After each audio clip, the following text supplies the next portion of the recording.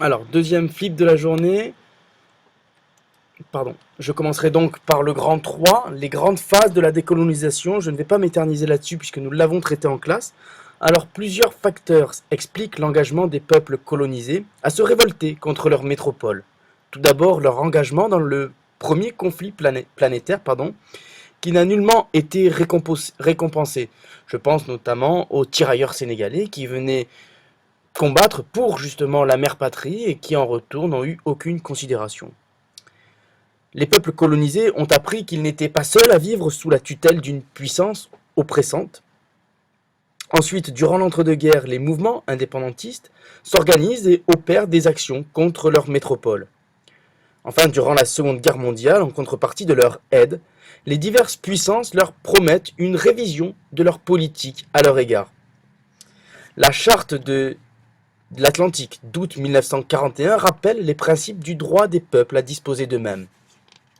À la sortie de la guerre, deuxième chose, les deux grandes puissances qui s'opposent dans la guerre froide, les États-Unis et l'Union soviétique, s'opposent donc à toute forme d'impérialisme, et même l'ONU, donc, qui remplace la SDN, une organisation internationale, défend les principes de la Déclaration universelle des droits de l'homme. Ainsi, cette organisation internationale se range du côté des peuples colonisés. Quatrième point de ce cours, la fin de l'Empire des Indes. Depuis le milieu du XIXe siècle, l'Inde est sous administration britannique.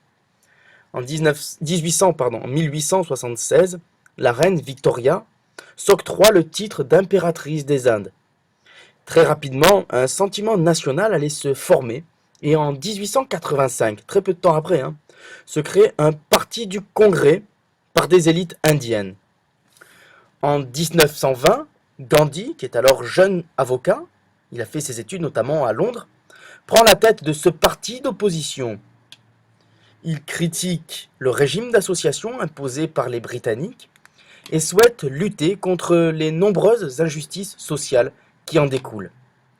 Il met en place une résistance pacifique et prône durant les années 30 la désobéissance civile. Dès lors, les Britanniques envisagent l'indépendance de l'Inde. Les négociations s'interrompent durant la Seconde Guerre mondiale. Or, dès la fin du conflit, celles-ci reprennent et se compliquent avec la volonté de Jinnah, indépendantiste musulman, qui souhaite créer un État musulman.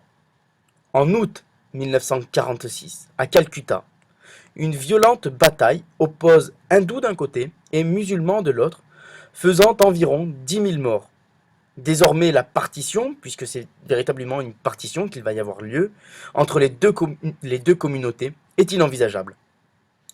Le 15 août 1947, l'indépendance des Indes est proclamée. Celle-ci, comme la carte peut l'indiquer, celle-ci se compose de l'Union indienne, favorable aux hindous, et le Pakistan, occidental d'un côté et oriental de l'autre. Cette partie orientale deviendra plus tard le Bangladesh.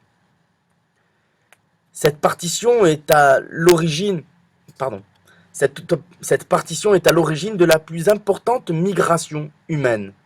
En effet, on considère que 9 millions d'hindous sont partis au Pakistan et inversement, 6 millions de Pakistanais allaient rejoindre l'Union indienne.